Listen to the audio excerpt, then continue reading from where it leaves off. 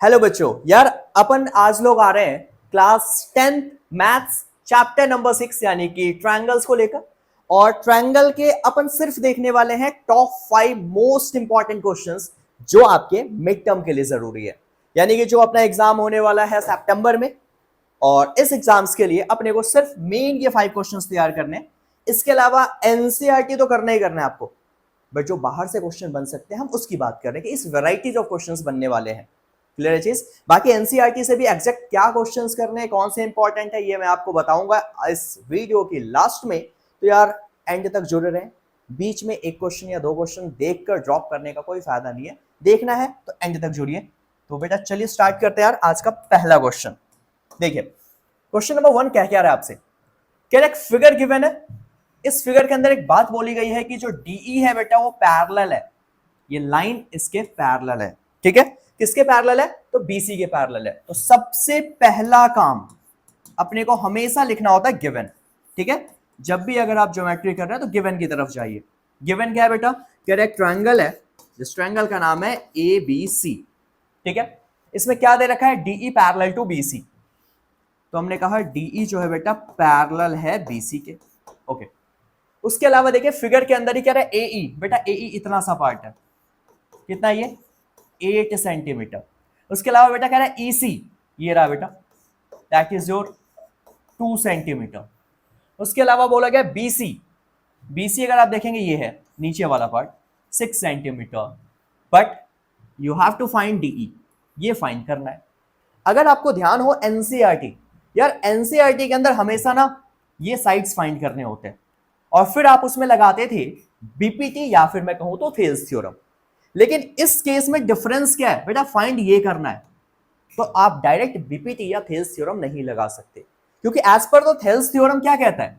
अगर ये लाइन इसके पैरेलल है, इसका मतलब एडी अपॉन डीबी एई अपॉन ईसी होने वाला है। बट बेटा पैरेलल ये लाइन है और फाइंड भी यही कर रहा है, तो बीपीटी तो नहीं लगने वाला। फिर इन क्वेश्चंस में देखिए हम क्या करते हैं। जब भी आपको इन दोनों में से कोई भी लेंथ फाइंड करनी है, उस केस में पहले ट्रायंगल को सिमिलर किया जाएगा। अब ट्रायंगल कौन सा? आप खुद सोचो बेटा, डीई कौन से ट्रायंगल का पार्ट है? एडीई का। तो अपन लेने वाले हैं इन ट्रायंगल एडीई। दूसरी बात बेटा, फिर बीसी की बात करते हैं, ये कौन से ट्रायंगल का पार्ट है? एबीसी का। तो एंड ट्रायंगल एबीसी। ठीक है, अब आप देखिए ये लाइन पैरेलल है, राइट? और अगर ये दोनों लाइन पैरेलल है बेटा, तो फिर इस एंगल और इस एंगल में कोई रिलेशन होता है?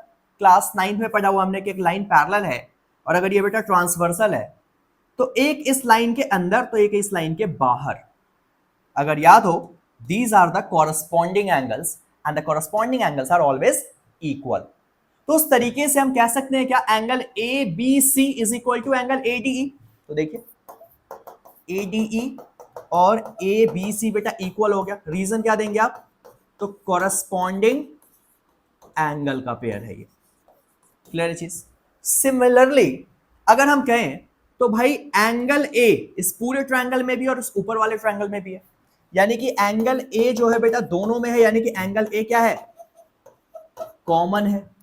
तीसरी बात, ये एंगल और ये एंगल भी कॉरस्पॉन्डिंग का पेयर है, क्योंकि ये लाइन क्या है? पैरेलल है, गिवन था ये चीज। तो अपन क्या कहने वाले हैं? Angle A E D equal to beta angle this A C B. Reason क्या देंगे? Again corresponding angle. और अगर ऐसा है तो ये कहना बिल्कुल सही होगा कि ये ट्रायंगल्स क्या हो गए? आपस में सिमिलर हो गए, राइट? तो बेटा therefore triangle A D E similar to triangle A B C. Reason क्या देंगे बेटा? तीनों हमने एंगल का कॉन्सेप्ट लिया है, तो एंगल एंगल एंगल से ये सिमिलर है। और अगर ये ट्रायंगल सिमिलर है तो ऑब्वियस सी बात है ये सेम रेशियो में भी डिवाइड करेगा। कौन सा रेशियो? तो भाई अपने को ये फाइंड करना है। तो देयरफॉर हम कह सकते हैं डीई एक साइड, तो इसका साइड ये वाला बीसी, इस छोटे वाले का साइड अगर एई है तो बेटा इस बड़े वाले का साइड, क्योंकि अपने पास ट्रायंगल एबीसी था, तो एई छोटे वाले का तो बड़े वाले का साइड क्या है? एसी। सिमिलरली हम कह सकते थे AD अपॉन AB, बट इसका कोई काम नहीं है क्योंकि फाइंड ही नहीं करना, ना गिवन है कुछ। क्यों हुआ ऐसा, तो हम रीजन देंगे as per the similarity criteria. मैंने तीसरा साइड नहीं लिखा क्योंकि अभी उसका अपने को काम नहीं है। ठीक है बेटा। अब अगर देखा जाए तो देखिए डीई क्वेश्चन में गिवन हो, डीई सॉरी आपको निकालना है, ठीक है रहने दिया बेटा। BC 6 है is equal to AE, AE बेटा गिवन है 8, बट बेटा नीचे AC, देखो ध्यान से AC ये वाला पार्ट, AC में 8 भी आ रहा है और 2 भी आ रहा है, यानी कि 8 + 2। अब आप क्या गलती करते हैं, कई लोग 8 से 8 कैंसिल करते हैं, जो कि बिल्कुल भी नहीं होने वाला क्योंकि नीचे प्लस है।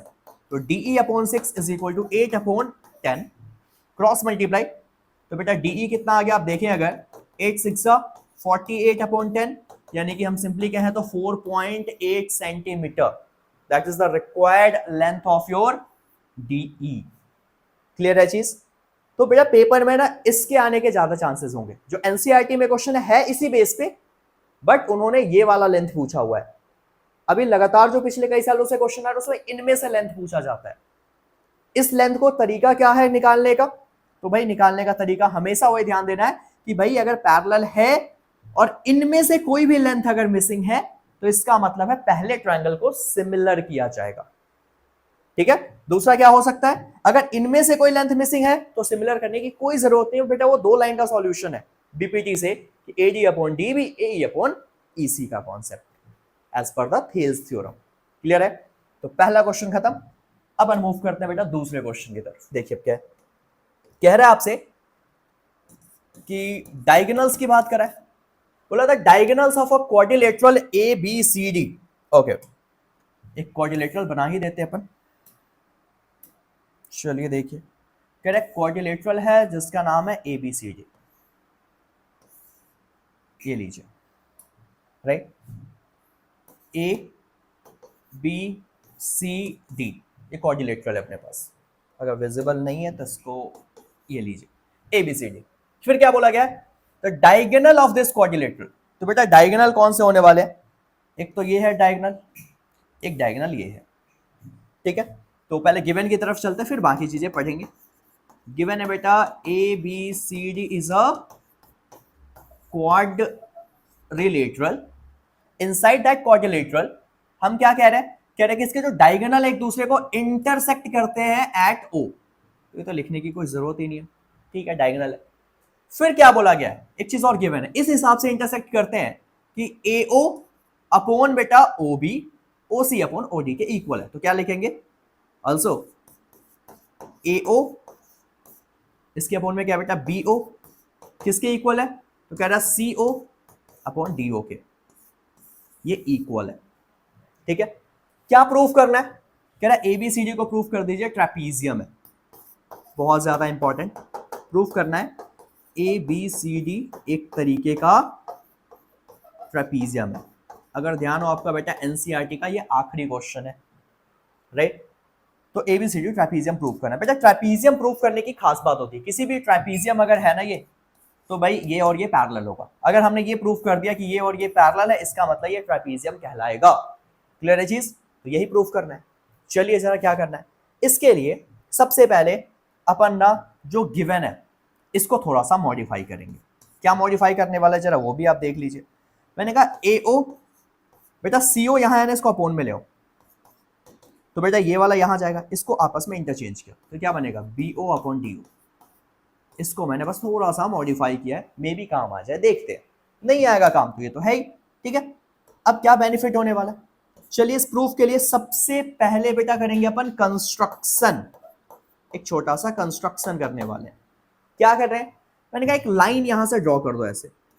ठीक है, सपोज इसको मैंने नाम दिया बेटा E, I said draw a line OE।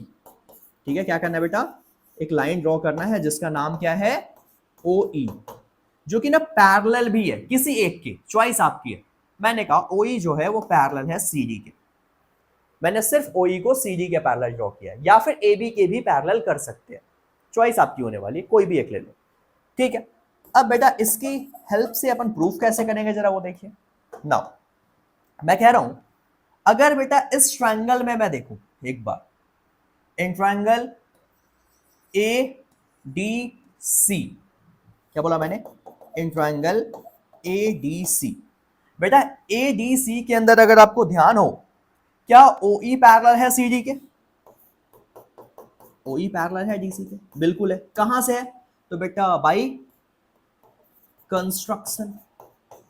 चलिए, अगर ये पैरेलल है तो इसकी हेल्प से क्या ये कहना बिल्कुल सही हो सकता है कि कोई लाइन अगर पैरेलल होता है किसी एक ट्रायंगल में, बेटा अगर ये लाइन पैरेलल है, इसका मतलब इसको और इसको, इसको और इसको इक्वल रेशियो में डिवाइड करता है। तो इसका ये मतलब हो सकता है क्या बेटा, डीई अपॉन, देखो यहां पे A E is equal to D E upon A E is equal to, यहां से ध्यान दो, सीओ अपॉन एओ। समझ आया क्या बोला मैंने भाई? डीई अपॉन एई तो सीओ अपॉन एओ होगा ऐसा।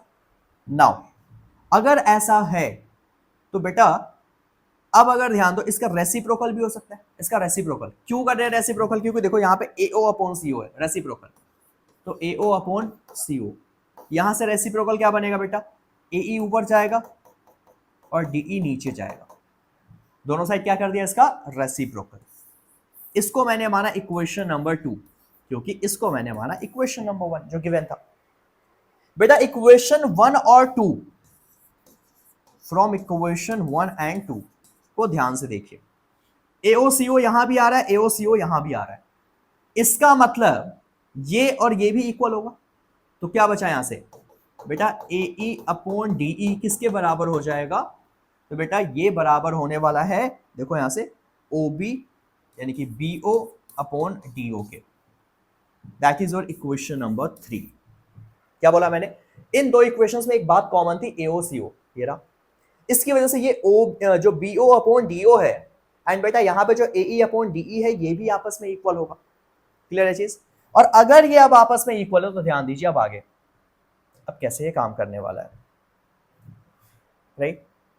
तो इस अकॉर्डिंग अगर देखा जाए तो अब अपने को एक बात ध्यान देनी है कि that is about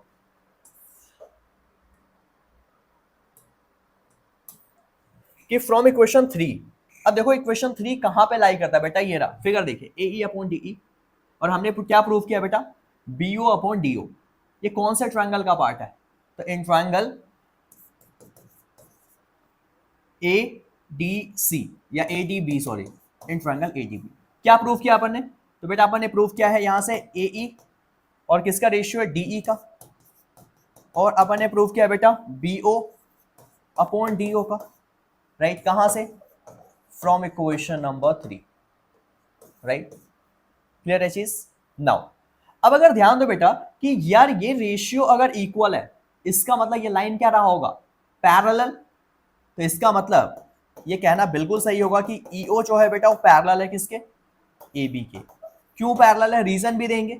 ratio equal है तो line parallel as per the converse of BPT. BPT का कन्वर्स यही तो कहता है, ठीक है? और उससे पहले अपन ने क्या प्रूफ किया है, अगर आपको ध्यान हो, उससे पहले अपन ने यहां पे लगाया था एज पर द बीपीटी। ये वाला कॉन्सेप्ट क्यों है यार, रीजन जरूर देना आप कि बीपीटी की वजह से क्या हुआ कि भाई लाइन पैरेलल है तो रेशियो बराबर। कन्वर्स ऑफ बीपीटी कहता है भाई रेशियो इक्वल है तो लाइन पैरेलल। अब एक चीज ध्यान दो, नाउ ये आप देखें तो पहले अपन ने क्या यूज करा है, अपन ने कहा था बेटा ईओ जो है वो पैरेलल है किसके, सीडी के, बाय कंस्ट्रक्शन। अब इन दो स्टेटमेंट्स को ध्यान से देखिए आप, इससे क्या कंक्लूजन निकलता है, ईओ एबी के पैरेलल है, ईओ सीडी के पैरेलल है। इसका मतलब क्या AB और CD भी आपस में पैरेलल होगा? दोनों में ईओ कॉमन है ना, तो बेटा इसका मतलब AB और CD भी आपस में पैरेलल है। और अगर पैरेलल है इसका मतलब ये कहना बिल्कुल सही होगा कि ABCD एक तरीके का क्या है, ट्रापीजियम है।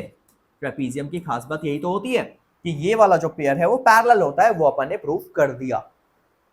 क्लियर है चीज? किस तरीके से करा बेटा, इंपॉर्टेंट क्वेश्चन है आपके लिए ये, यानी कि आज का दूसरा क्वेश्चन।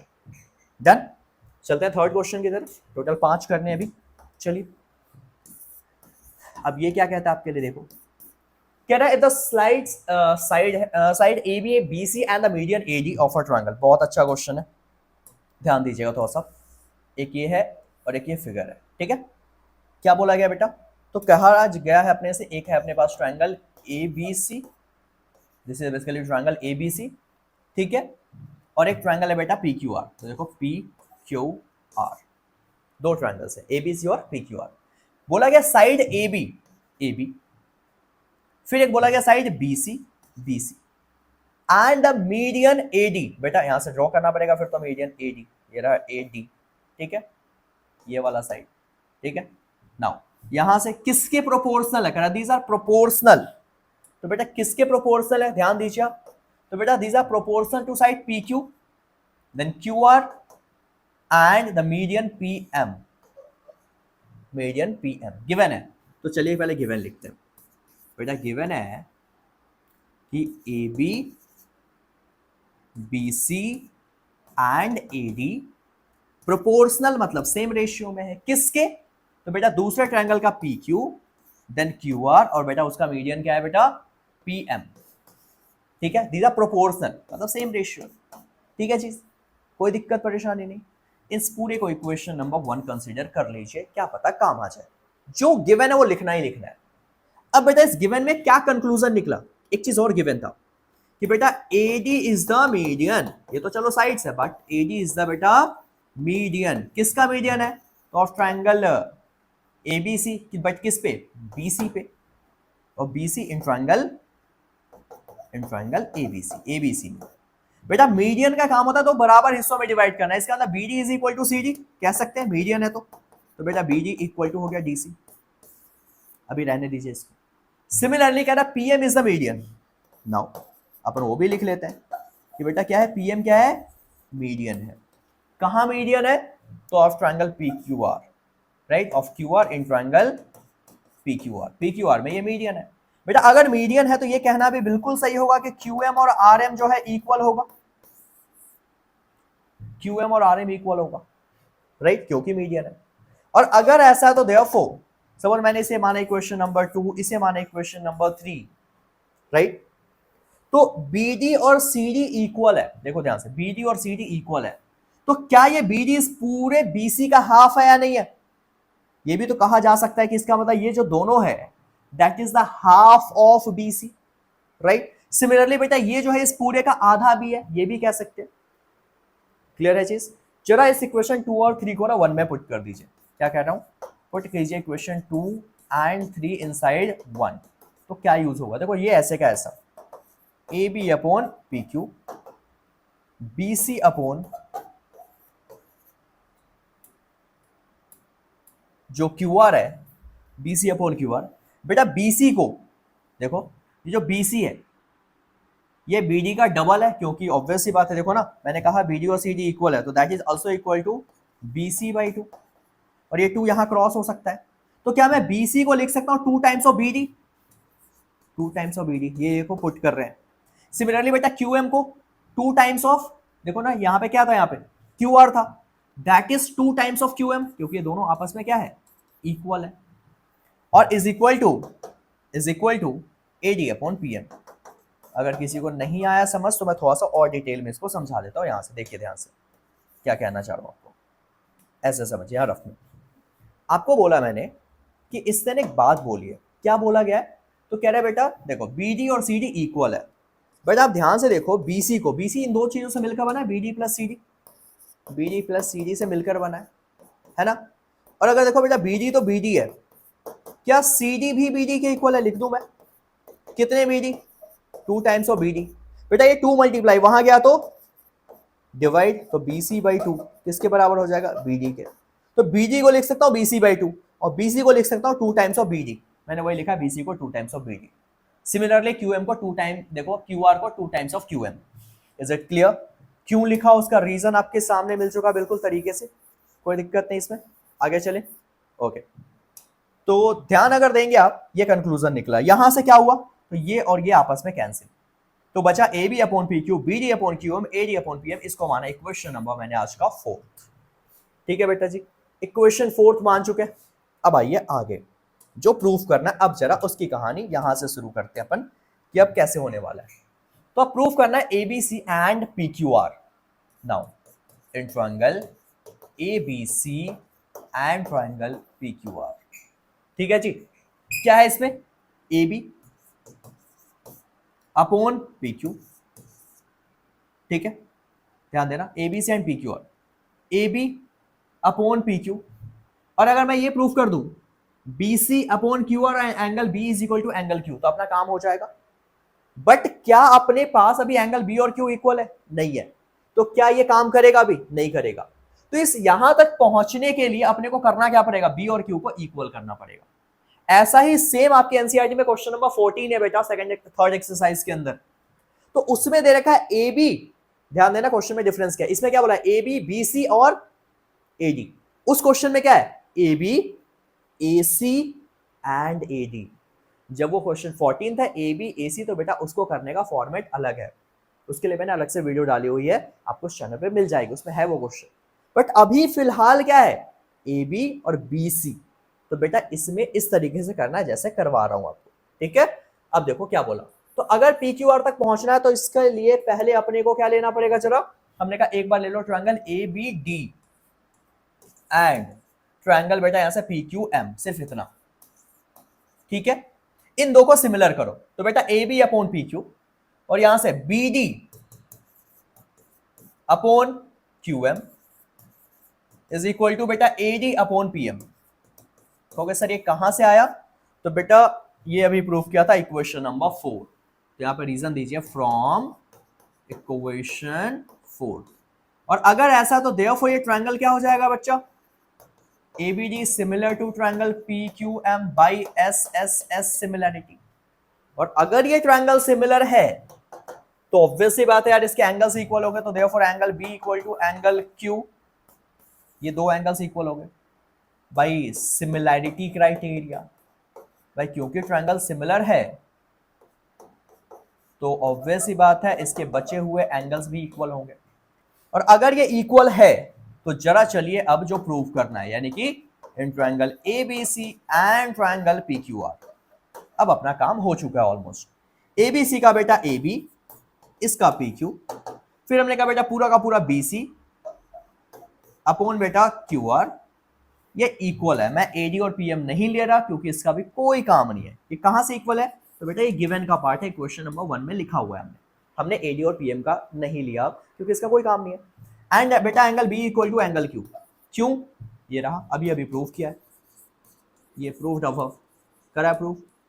और अगर ऐसा है इसका मतलब ट्रायंगल ABC सिमिलर है ट्रायंगल PQR के। क्यों? साइड, फिर ये एंगल और फिर ये पूरा का पूरा साइड। तो भाई SAS सिमिलैरिटी क्राइटेरिया, ये दोनों ट्रायंगल्स आपस में क्या हो चुके हैं बेटा? सिमिलर हो चुके हैं। क्लियर है बात? क्वेश्चंस थोड़े से लेंथी है बट इंपॉर्टेंट है तो आपको करना पड़ेगा। आ जाए अगले पे, देखिए अब क्या बोला गया, ध्यान दो। तो कह रहा है in the figure DEFG is a square. बेटा DEFG एक स्क्वायर है। ठीक है, फिर बोला गया एंगल BAC 90 है बेटा। BAC ये रहा, ये वाला 90 है। ये एंगल A था, ये G है, ये F है, ये B है, ये D है, E है और ये बेटा C है। ठीक है बच्चों, अब क्या बोला गया इसमें? तो आपसे बोला यह गया है कि DEFG स्क्वायर है। बेटा इंपॉर्टेंट है, पूरे पूरे चांसेस होंगे सर आपके बोर्ड्स के लिए भी ये क्वेश्चन। ठीक है, तो गिवन है DEFG इज अ स्क्वायर और बेटा angle A equal to 90 degree. ठीक है, BAC 90 वाला A 90 है। क्या प्रूफ करना है बेटा? पहले पार्ट में बोला है you have to proof AGF। तो in triangle AGF and triangle DBG। देखो ध्यान से, AGF कहाँ है? AGF ये ऊपर वाला, और DBG बेटा DBG। इन दो ट्रायंगल्स के अंदर अपने को क्या देखना है? अपने को बताना यह है कि ये सिमिलर है तो किस अकॉर्डिंग सिमिलर है। क्या करेंगे कि ये ट्रायंगल सिमिलर हो जाएगा? तो अपने को ये चीज सोचना पड़ेगा, जरा ध्यान दीजिए क्या क्या है इसमें। भाई एक चीज बताओ बेटा, अगर ये स्क्वायर था तो ये 90 होता, तो ये भी 90 होगा, इसमें तो कोई दिक्कत है ही नहीं।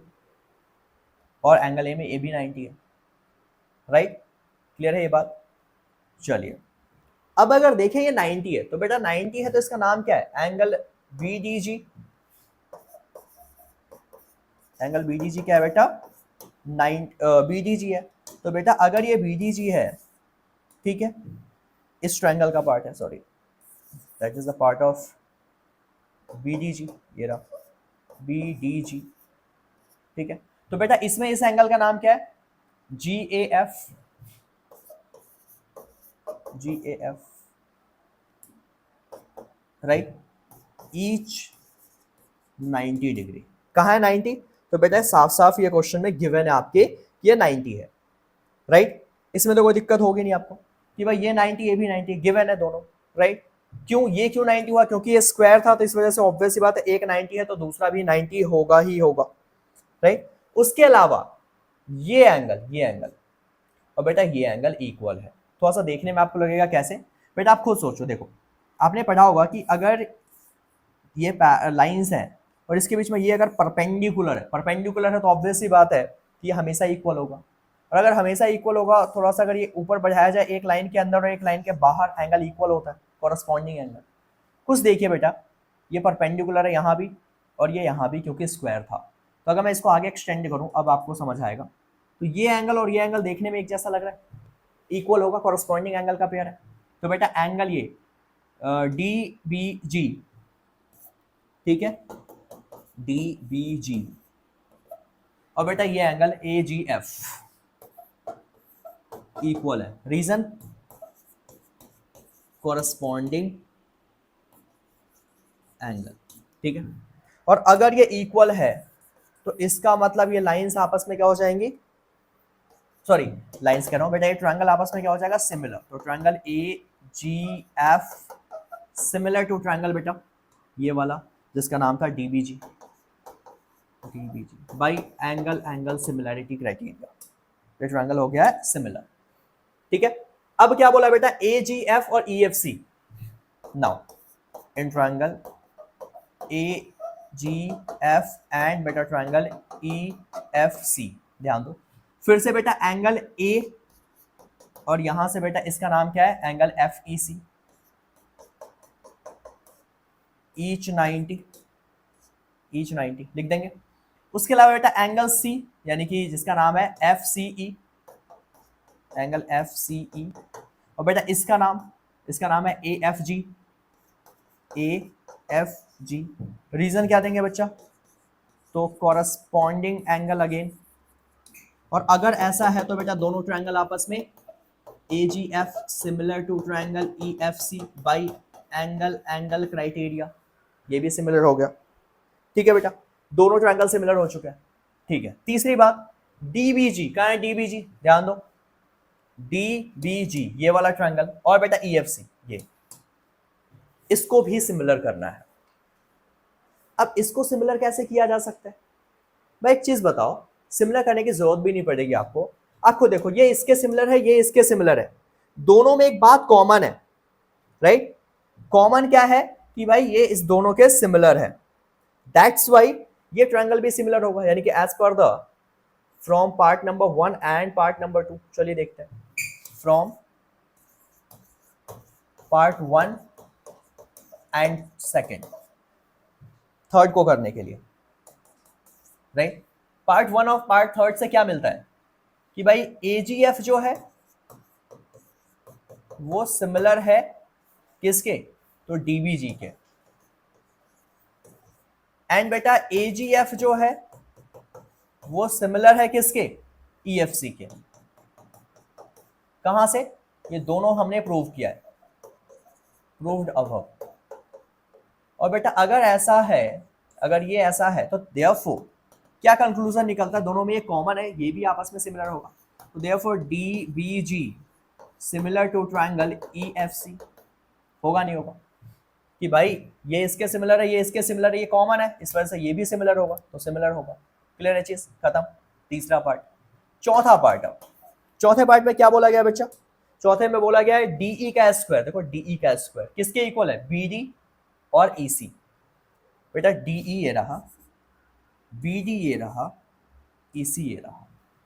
ये आपको प्रूव करना है। क्या बोला गया है? जो डीई का स्क्वायर है वो आपको बीडी और ईसी में प्रूव करना है। तो अगर आप ध्यान दो बेटा, अभी आपने प्रूव किया ट्रायंगल डी बी जी, ट्रायंगल डी बी जी सिमिलर है ट्रायंगल ई एफ सी के। सिमिलर है ना, प्रूव्ड अब।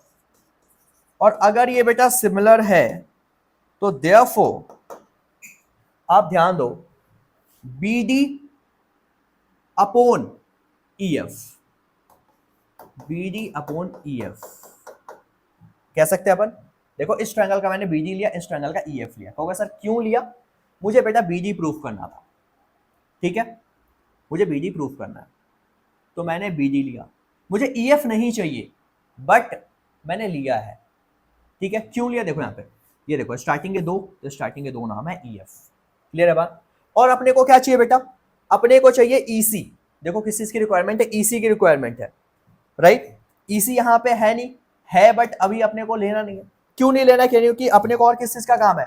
अपने को बेटा काम है यहाँ पे देखेंगे आप बीडी का, राइट। तो अपन यहाँ पे ले रहे हैं, देखो स्टार्टिंग के दो डीजी, डीजी अपन यहाँ के स्टार्टिंग और एंड के दो, जिसका नाम है ईसी, राइट। ईसी क्या क्या लिया? बीडी, देखो ध्यान से, बीडी ये रहा बीडी, वहां से अपन ने क्या लिया? ईएफ। फिर क्या लिया? एक आपने डीजी ये रहा, एक हमने लिया वहां से ईसी। अब ध्यान दो किस किस का क्या रिक्वायरमेंट है अपने को। देखो बीडी प्रूव करना है, करना है, रहने दिया बीडी को बीडी। बेटा ईएफ, ईएफ का कोई काम नहीं है। लेकिन एक चीज ध्यान दो, ईएफ और क्या डीई बराबर है या नहीं है? आप खुद देखो, है इक्वल। क्या ईएफ और डीई इक्वल है? आप कहेंगे सर कैसे? भाई ये पूरा का पूरा स्क्वायर था डीईएफजी, अगर स्क्वायर है तो उसके चारों साइड बराबर होंगे। अब जिस चीज का काम नहीं उसको हटाओ। अपने को देखो काम है बीडी का, बीडी रहने दिया।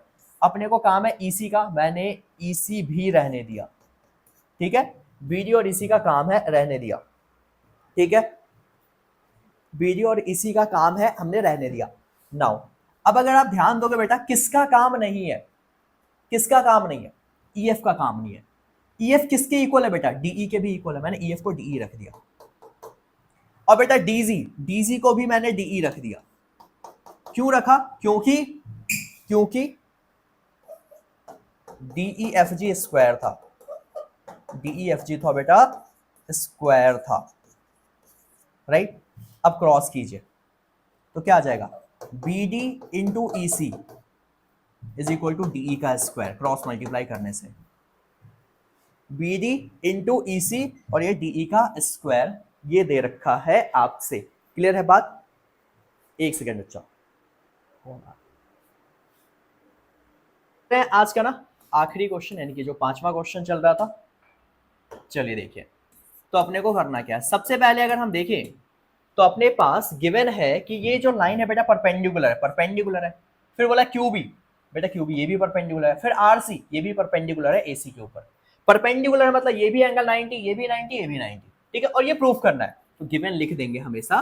क्या गिवन है बेटा? तो कह रहा है P A perpendicular to AC, QB perpendicular to AC, और बेटा RC also perpendicular to AC. तो अगर ऐसा है तो ऑब्वियस बात है सारे 90 होंगे। प्रूफ क्या करना है? ये तो यही रहा, इसको मैं नहीं लिख रहा। चलिए अब ध्यान दीजिए कैसे प्रूफ करेंगे। बहुत सिंपल सा प्रूफ है।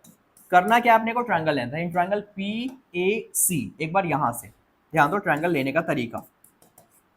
पी ए सी, एक बार यहां से इस तरफ ट्रायंगल, तो पी ए सी, और यहीं से एक बन रहा छोटा वाला ट्रायंगल क्यू बी सी, ठीक है बेटा। And triangle Q B C यहां से इस तरफ, ठीक है।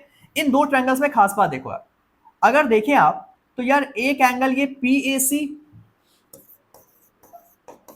और यहां से इस छोटे वाले में बेटा एंगल क्यू बी सी, ये दोनों के दोनों कितने हैं? 90 डिग्री है। क्यों? अभी लिखा हमने ये परपेंडिकुलर है। उसके अलावा बेटा PAC में ये एंगल आ रहा है सिर्फ इतना, बेटा QBC में भी सिर्फ इतना आ रहा है, यानी कि हम कह सकते हैं angle PCA is equal to angle QCB। ये दोनों में क्या है बेटा, कॉमन पार्ट है। और अगर ऐसा है तो triangle PAC similar to triangle QBC। Reason क्या देंगे भाई, एंगल क्राइटेरिया। ठीक है बेटा, सिमिलर है। और अगर सिमिलर है तो ऑब्वियस सी बात हम कहते हैं सेम रेशियो भी होने वाला है। रेशियो क्या लेंगे आप, तो भाई देखो यहां पे इस छोटे वाले का QB, छोटे वाले का साइड है QB अपॉन इस बड़े वाले का साइड है PA इज इक्वल टू इस छोटे वाले का साइड है बेटा BC अपॉन इस बड़े वाले का पूरा साइड बेस जो है आपका दैट इज AC। ठीक है, QB की वैल्यू बेटा Y अपॉन AP की वैल्यू देखो बेटा X is equal to BC upon AC। इसकी कोई वैल्यू नहीं है, इक्वेशन नंबर 1 कंसीडर करते हैं, इसको यहीं रहने देते हैं। ठीक है जी, अब आ जाइए सेकंड पार्ट पे। अब मैं कह रहा हूं इस तरफ से ट्रायंगल के बारे में सोचो, तो इन ट्रायंगल RCA एंड बेटा दूसरा ट्रायंगल QBA, इन दोनों ट्रायंगल में अगर आप देखोगे तो यार एक एंगल है RCA equal to beta angle QBA, ये दोनों के दोनों कितने हो जाएंगे, ईच 90 डिग्री, है ना। उसके अलावा इस छोटे वाले ट्रायंगल का सिर्फ इतना एंगल, बड़े वाले ट्रायंगल का ये पूरा एंगल, यानी कि बेटा angle RAC is equal to angle QAB। Reason क्या देंगे, कॉमन है दोनों में ये वाला पार्ट, राइट। और अगर ऐसा है तो फिर ये बात भी कहना सही होगा कि देयरफॉर ये triangles RCA similar to triangle बेटा QBA बाई एंगल क्राइटेरिया। और अगर ये ट्रायंगल सिमिलर है, ठीक है, अगर बेटा ये ट्रायंगल क्या है, सिमिलर है, तो ध्यान दो अब क्या होने वाला, देयरफॉर रेशियो सेम होंगे। कौन सा रेशियो भाई, छोटे वाले का QB तो बड़े वाले ट्रायंगल का RC इज इक्वल टू इस छोटे वाले का साइड है बेटा AB तो बड़े वाले का पूरा साइड क्या है AC। That is equation number 2। ठीक है जी, इतना कर लिया जब, तो अब ध्यान दो प्रूफ क्या करना है बेटा, प्रूफ करना है 1/x प्लस 1/z प्लस है, तो यानी कि इक्वेशन 1 और 2 जो आया इनको हम ऐड कर देंगे इक्वेशन 1 और 2 को। अगर ये मल्टीप्लाई होता तो मल्टीप्लाई कर देते, ऐड करने से देखते हैं कुछ बेनिफिट मिलेगा। लेफ्ट में बेटा है y/x, यहां देखेंगे अगर बेटा लेफ्ट में QB अपॉन RC, बेटा इसकी वैल्यू भी रख देते, QB कितना है बेटा y, RC ध्यान दो बेटा कितना है, RC था z इज इक्वल टू था AB अपॉन AC। इक्वेशन 2 इसको मान लीजिए इसकी जगह, अब ज्यादा बेटर है। ठीक है, वैल्यू रख के मान ली, तो बेटा y अपॉन z क्या आया, y upon z equal to, ठीक है, इक्वल टू ध्यान दो क्या है अपने पास, BC अपॉन AC, बेटा BC अपॉन AC प्लस बेटा यहां पे क्या है AB अपॉन AC, तो AB अपॉन AC। ठीक है, एलसीएम लीजिए यार, एलसीएम क्या आएगा, AC अपॉन AC, देखो AC है एलसीएम, तो यहां पे आ जाएगा BC ऐसे कैसा, AB ऐसे कैसा। अब एक चीज ध्यान दो, इन दोनों से कुछ कॉमन दिख रहा है आपको, y कॉमन है, क्या बचा बेटा 1/x प्लस 1/z। फिगर में ध्यान दो BC प्लस AB पूरा मिलकर क्या बना देगा AC, और ये AC। ठीक है, y ऐसे कैसा 1/x प्लस 1/z, ये कट गया, y मल्टीप्लाई वहां गया तो ये 1 है 1/y, क्या बचा बेटा 1/x plus 1/z is equal to 1/y। Clear है बात, यही प्रूफ करना था आपको। तो अभी अगर आप ध्यान देंगे तो बेटा इस तरीके से ये क्वेश्चन आपका यहीं पे खत्म हो गया, राइट। अब बात रहती है कि इसके अलावा क्या करना है यार, इसके अलावा आपको इस चैप्टर से जो एनसीईआरटी है बेटा वहां से state and prove BPT theorem, यानी कि थ्योरम नंबर 6.1। ठीक है, स्टेट का मतलब बेटा उस थ्योरम की स्टेटमेंट, बीपीटी का ही दूसरा नाम है थेल्स थ्योरम। कई बार डायरेक्ट बोल देगा यू हैव टू, या फिर कई बार इसकी स्टेटमेंट लिखी होगी, आपको स्टेटमेंट भी याद रखना है। स्टेट अगर क्वेश्चन में बोला you have to write the statement, right. दूसरा 6.2 एक्सरसाइज के ये कुछ क्वेश्चंस हैं और 6.3 एक्सरसाइज के ये क्वेश्चंस आपको हर हाल में आने चाहिए अगर आप मिड टर्म देने जा रहे हो। क्लियर है बात? तो बेटा चैप्टर 6 की ये सारी बातें, बट अगर आपको समझ आया कॉन्सेप्ट्स, वीडियो अच्छी लगी तो यार कमेंट करें, चैनल को सब्सक्राइब करें और मैक्सिमम शेयर करें। बाकी अपन अगली वीडियो में मिलेंगे अगले चैप्टर के साथ, जहां फिर से देखेंगे टॉप 5 मोस्ट इंपॉर्टेंट क्वेश्चंस। ठीक है, तब तक के लिए बाय बाय, मिलते हैं।